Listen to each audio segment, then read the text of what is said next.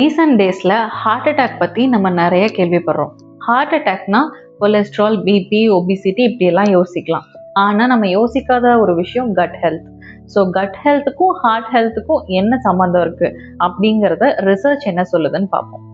Hi, this is doctor Ambuja ரவிக்குலத்திலகம், naturopathy and yoga physician, founder of lam roots. So நம்மளோட lam ரூட்ஸில் முக்கியமாக believe பண்ணுறது என்னென்னா, வெறும் சிம்டம்ஸை ட்ரீட் பண்ணாமல் ரூட் காஸை பேஸ் பண்ணி ஒருத்தங்க ஹெல்த்தை அண்டர்ஸ்டாண்ட் பண்ணுறது மூலமாக சொல்யூஷன்ஸ் கிடைக்குது. Because healing starts within. So இப்போ ஹார்ட் ஹெல்த்துக்கும் கட் ஹெல்த்துக்கும் இருக்க சம்மந்தம் அப்படின்னு யோசிச்சா நிறைய ரிசர்ச் போயிட்டு இருக்கு. கட்டுக்கும் பாடியில் இருக்க மற்ற திங்ஸுக்கும் என்ன சம்மந்தம் இருக்குன்னு.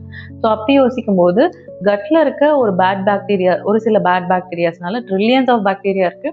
அதில் இருக்கக்கூடிய பேட் பாக்டீரியாஸ்னால நம்ம பாடியில நிறைய இன்ஃப்ளமேஷன்ஸ் கிரியேட் ஆகலாம். For example rheumatoid arthritis. So இதே மாதிரி கட்ல இருக்கக்கூடிய ஒரு சில பேட் பாக்டீரியானால நம்ம கட்ல ஒரு சில ப்ராடக்ட்ஸ் ப்ரொடியூஸ் ஆகுது. ஸோ அந்த ப்ராடக்ட்ஸ் நம்மளோட கார்டியோவாஸ்குலர் ஹெல்த்தையும் இன்ஃப்ளூயன்ஸ் பண்ணுது, அதுலேயும் டேமேஜ் ஏற்படலாம் அப்படிங்கிறது தான் இந்த ரிசர்ச்சோட கிளியரான வியூ.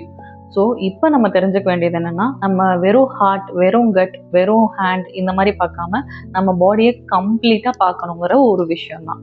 ஸோ இப்போ கட்டும் ஹார்ட்டும் பேலன்ஸ் பண்ணுறது ஒன்றும் பெரிய விஷயம் இல்லை. ஒரு சில சிம்பிளான விஷயங்களை நம்ம பண்ணால் போதும். அது என்ன அப்படின்னா, first thing dietary fibre rich food எடுக்கணும். செகண்ட் திங் நல்லா தூங்கணும். தேர்ட் திங் மூமெண்ட் ப்ராப்பராக இருக்கணும்.